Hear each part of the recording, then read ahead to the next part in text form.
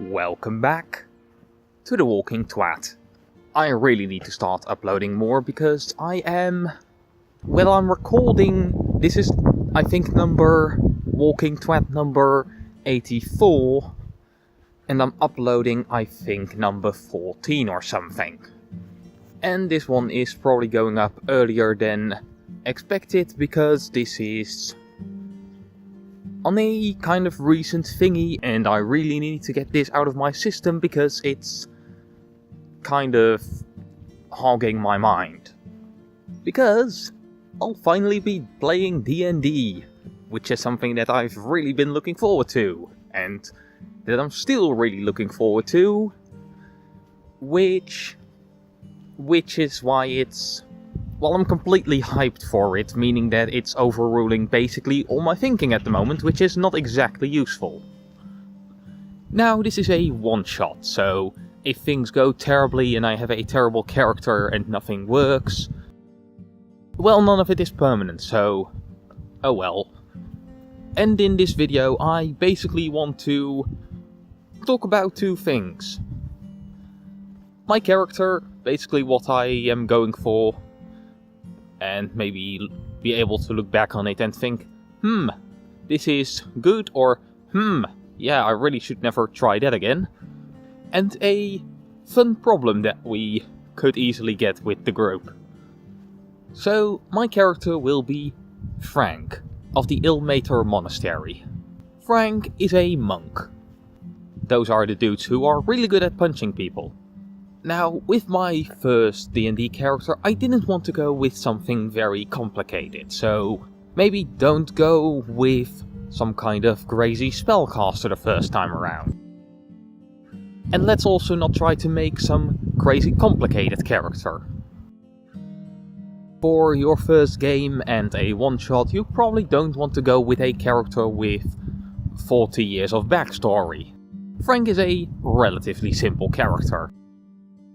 When he was 8 years old, his parents thought that he was more trouble than he was worth, and so they put him in the monastery.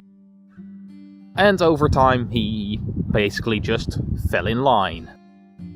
He does what he should do because that's what he should do. And yes, that would make it relatively easy for him to have a character arc of, why should I do this, or whatever. I have no idea yet what's exactly going to happen with the character, but that's one thing that I could see easily happen.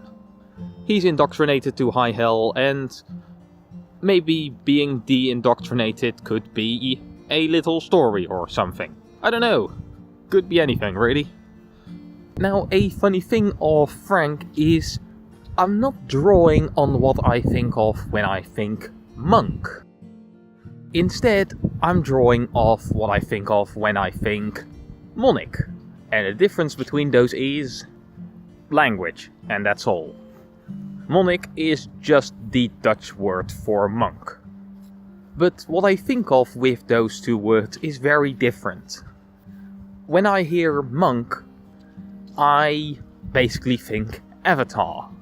The European idea of the Asian monk. Or maybe more the Western idea of the Asian monk. With Frank, I'm drawing on what I think of when I think monarch. And there I think of the idea of a European monk, which is bald white dude who prays to God a lot. And the reason why he is going on this quest, why he is away from his monastery is, I think it's a relatively good reason, and well, it's a good enough reason, and it doesn't really get in the way of anything. And it's not a standard tragic backstory or something. The case is, the roof of the main chapel in the monastery collapsed. So now it's roofless, and that collapse also took out half the stained glass windows. Getting that repaired is fucking expensive, so a couple monks were sent out into the world to collect money.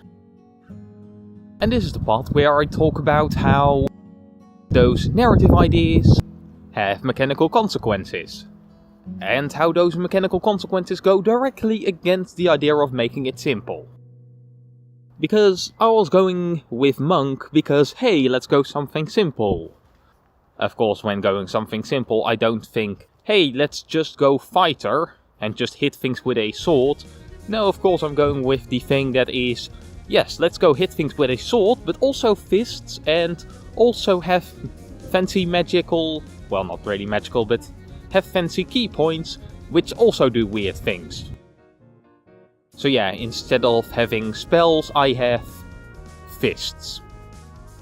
Because I'm a person who makes good ideas or something. Yeah, I really don't make good ideas, but oh well. And to really represent that he is in fact a spiritual monk who works for a god, I thought, let's actually make that a mechanical thing as well. And so I took the race human, the variant human, which gives me a free feat at the start. And I took the feat Magic Initiate, of which I took the cleric part, so I get 2 cleric cantrips and a cleric spell. Now, of course, this goes 100% against the idea of, hey, let's not do spells because this is your first time. I took a class that doesn't have magic, but basically does have spells, but instead of magic it's fists. And then I also added magic. Because I'm very wise. But yeah, this leaves me as a monk with 2 nice cantrips. Set people on fire from a distance and give people guidance, which makes them do stuff better. And it gives me the Cure Wounds spell, which I can cast once per long rest. So I am now a monk for a god, and I also have spells that would fit pretty well with that god.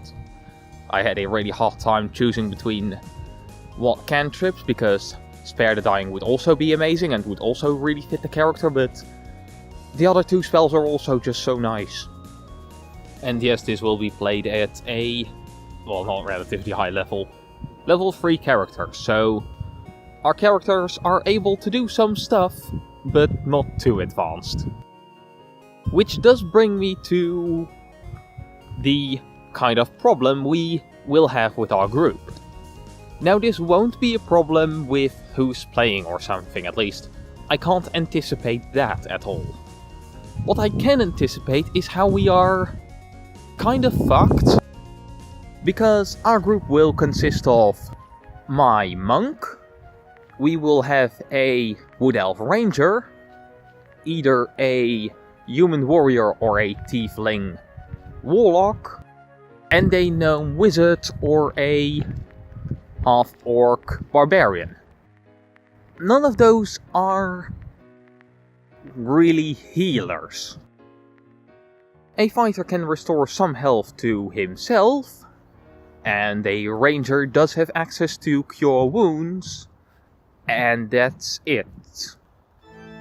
And of course then there is my monk who gets 1 Cure Wounds a day, which leaves us with, if it's the warrior, 1 self-heal a day, and a total of 4 Cure Wounds a day, because a ranger has 3 first level spell slots at the first level.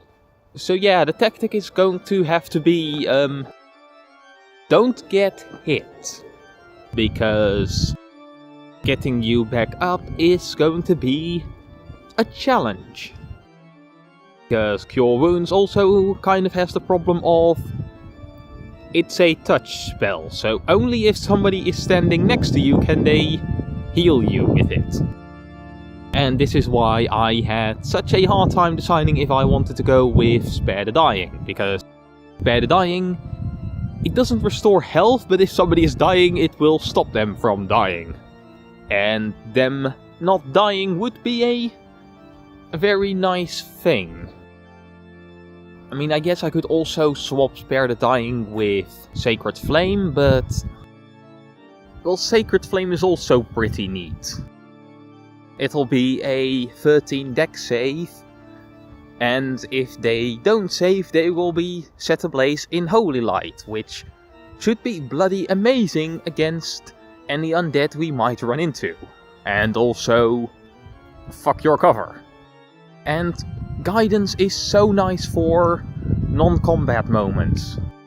Just whatever you want to attempt, you can add a d4 to it. You want to persuade the guard? Instead of it being a d20 plus your charisma modifier, it'll be a d20 plus your charisma modifier plus a d4. And we also have multiple characters with a good medicine skill, so we should probably be able to stop people from bleeding out, right? Surely. So yeah, probably next week you'll hear a story of, or maybe even a slightly better produced video of, how we all died because nobody could heal anyone, and one person went down and then another person went down and then everybody went down. It's gonna be a bloody nightmare, but I'm so looking forward to it. So yeah, I'm super excited because I'm finally going to play D&D. This has been Nix, saying farewell.